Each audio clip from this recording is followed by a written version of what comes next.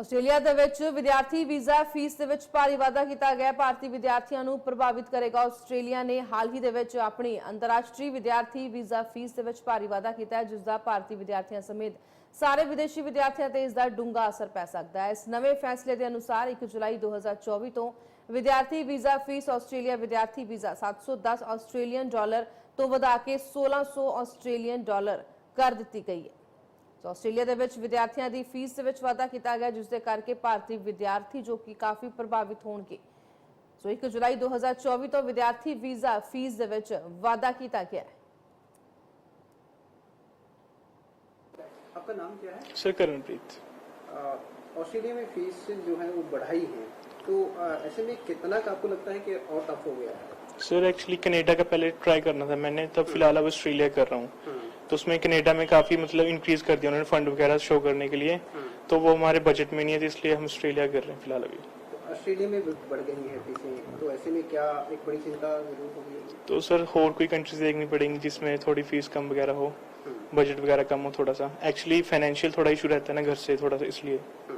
कहाँ से हैं? सर पिंजौर से ही। आपका नाम? सान्या सर।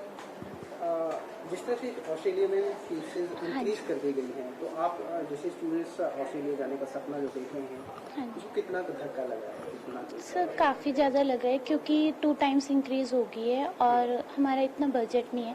बस जाने तक का था, बट अब फाइल आगे नहीं जा रही है, इसलिए। तो एक बड़ी चुनौती जो है। हाँ जी। Sir my name is Tripti Verma.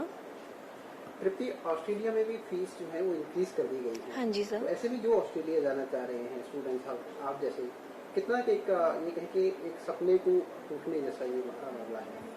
Sir actually जो फीस इंक्रीज होता है ये जर्नली जो होता है फाइनेंशियल स्टेटस पे बहुत ही ज्यादा इफेक्ट डालता है, और जो पहले से ही इस चीज के लिए रेडी है कि उसको बाहर जाना ही है, उसको सपोज आप ऑस्ट्रेलिया की बात कर रहे हो, तो उन चीजों में ये हमारे प्लान को ड्रॉप आउट करने के लिए भी हमें फोर्स करता है, बिकॉज हमारा फाइनेंशियल स्टेटस जो होता है वो इतना नहीं होता है कि हम एकदम से उन चीजों को फेस कर पाए। तो अकॉर्डिंग टू मी ये इसलिए हो जाता है, ये एक फुल स्टॉप लगा देता है हमारे उस वाले सपने पे जो हमने बहुत टाइम से अपने लिए सोचा होता है, या फिर जो हमारे गोल्स और एम्बिशंस होते हैं, ये उसको रोक देता है according to me. Thank you. हाँ जी। आपका नाम क्या है सर? कृष्ण मुरारी कुमार। कौन सा इंस्टीट्यूट है? Greatest learning. जी। ऑस्ट्रेलिया में भी फीसेस जो है इंक्रीज की गई है सर, किस रेशो में की गई है और कितना का सेविंग का होगा? ये तो डबल फी इंक्रीज कर दिया इन्होंने। पहले जो हुआ था वो तो चलो कम हुआ था, लेकिन जो मिडिल क्लास फैमिली से बिलोंग करते स्टूडेंट्स, उनके लिए तो ये काफी डिफिकल्ट है सोचना कि हम ऑस्ट्रेलिया जाए, वीजा फाइल करें। अदर कंट्रीज में जैसे होता है कि चलो मान लीजिए कनाडा की बात करते हैं, आइल्स कर लिया, कनाडा के लिए वीजा अप्लाई कर देते हैं, बट वहाँ पे इंक्रीज का कोई मतलब सिनेरियो नहीं होता कि कॉस्ट इतना इंक्रीज हो गया फी का। अब यहाँ पे इनको सोचना पड़ता है कि अब ऑस्ट्रेलिया हम प्रेफर करें या कनाडा प्रेफर करें, लेकिन जो इनको मैनेजमेंट कोर्स करना है अगर ऑस्ट्रेलिया में ही अगर बढ़िया हो रहा है तो फिर इनके लिए तो कोई ऑप्शन है ही नहीं, ये तो फिर ऑस्ट्रेलिया ही प्रेफर करेंगे। सर जैसे कनाडा ने पिछली बार बढ़ाया था, तो उसके बाद ऑस्ट्रेलिया की तरफ रुख किया था स्टूडेंट्स ने, तो ऐसे कितने रेशियो है जो ऑस्ट्रेलिया की तरफ मूव करने लगी थी, लेकिन अब कहीं ना कहीं ब्रेक लगना होगा?